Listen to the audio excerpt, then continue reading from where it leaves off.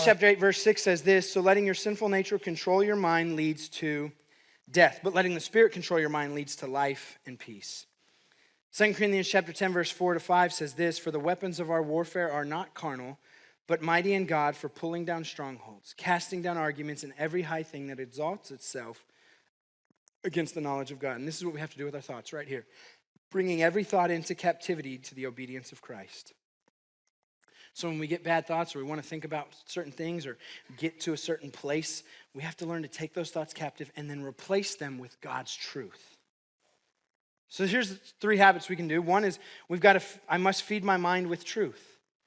You and I cannot overcome the thoughts of the enemy if we don't know the Word of God.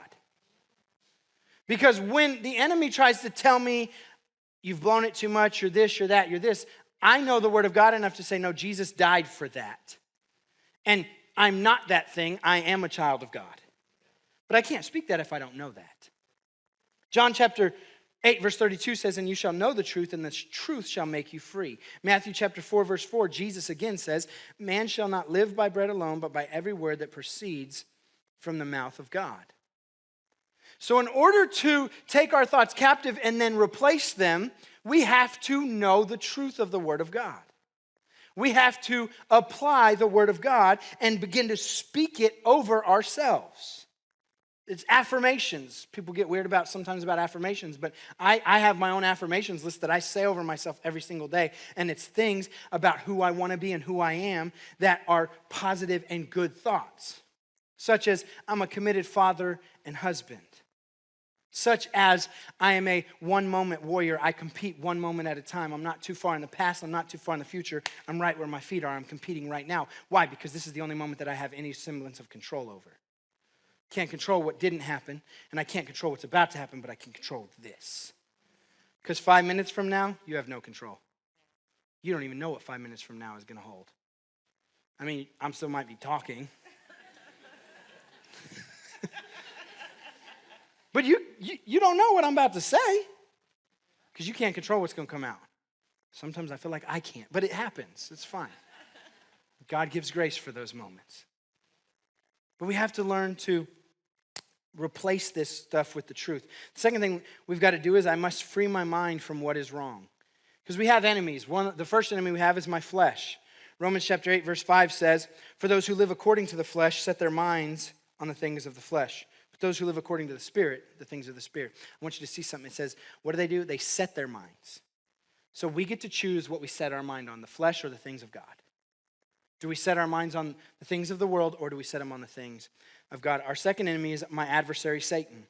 1 John chapter 4, verse 4 says this, he who is in you is greater than he who is in the world. And speaking of thoughts, because we've all had crazy ones, Martin Luther said this, you can't keep the birds from flying over your head, but you can keep them from building a nest in your hair. Or lack thereof, if you're me. You can't control sometimes the thoughts that come to you, but you get to control if they stay. I get to control if they stay. I get to control if they build something inside of my brain. I get to control that. I get to speak to it and either give life to it or crush it and take it captive and replace it with the thoughts of God. I get to choose that. Third thing is my society or the world's value system. 1 John chapter 2, verse 16 says this, for all that is in the world, the lust of the flesh, the lust of the eyes, and the pride of life is not of the Father, but is of the world. Now here's what we can put in our mind. The next blank, number 3, is I must focus my mind on what is right.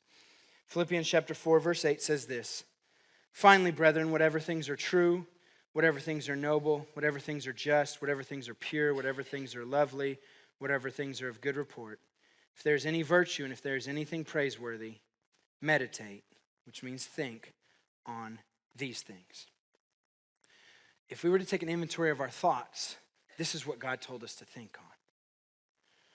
Within your marriage, with your kids, with your job, with your employer, with your employees, with whatever it is that you do, we have to learn to see what God sees.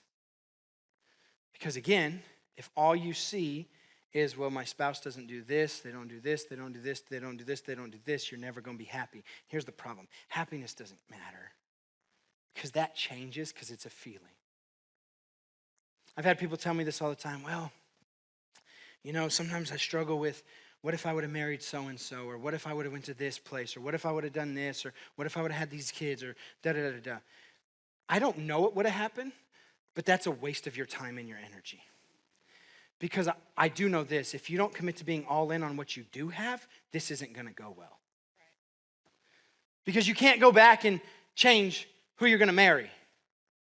And can I say something else? If you're in a marriage, I don't know, I've been talking about marriage and didn't mean to, but I guess you guys have this incredible marriage thing coming up, so it's just the Spirit of God trying to say this is important. But if you tell me, it's going to be crazy. No, it's not. I just know how it sits, but if you're always questioning your spouse's judgment, oh, their judgment's so bad. Everything they do, I don't trust their judgment. Well, they married you. So if their judgment sucks, what does that say? Got him. So if their judgment's that bad, well, then they must have really made a bad decision when they married you, so stop saying it. Stop saying it. I know it kind of can sound harsh, but I don't care again. Because it's true. And here's what I know. You're not perfect either, so stop.